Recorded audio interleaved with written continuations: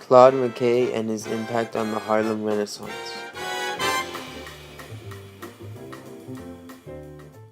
Claude McKay's real name was Festus Claudius McKay. McKay had a huge impact on the Harlem Renaissance. When McKay first got to the U.S., he encountered a lot of racism. If We Must Die would be his most famous work and the one that impacted society the most. If We Must Die was revolutionary and gave motivation and courage to the blacks. McKay was a black radical and founded the revolutionary organization known as the African Blood Brotherhood. In 1928, McKay would publish his most famous novel, called Home to Harlem. The story depicted street life in Harlem at that time. The story impacted the black society in a big way, which is why McKay won the Harmon Gold Award for Literature for this book.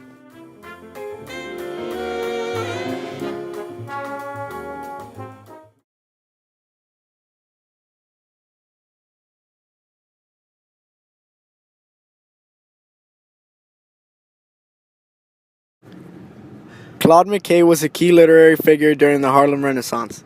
He was born in Sunnyvale, Jamaica. Son of peasant farmers, he was influenced with racial pride and a great sense of his African culture. This is why a majority of his works have to do with peasant life in Jamaica.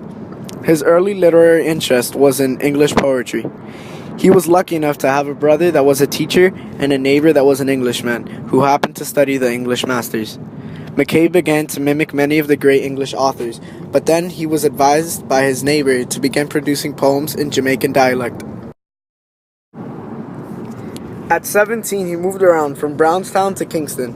In Kingston, he experienced racism for the first time in his life because Kingston happens to be predominantly white. When he returned to Sunnyvale, he published his first works, the verse collection Songs of Jamaica and Constab Ballads in London in 1912. These two works were just explaining the life of black Jamaicans in Jamaica. These two works were good enough to land him a trip to America, where he received a college education. But this college education was short-lived because after 2 months, he dropped out and left to New York. At New York, he encountered even more racism than at Kingston. This compelled him to continue his poetry. Later on, he became friends with the Communist man. This man influenced his writing style greatly because from then on, he was writing about the oppression of blacks. Overall, Claude McKay fought against the oppression of blacks through his literary writings, writing about the peasant life in Jamaica and how whites oppressed the blacks.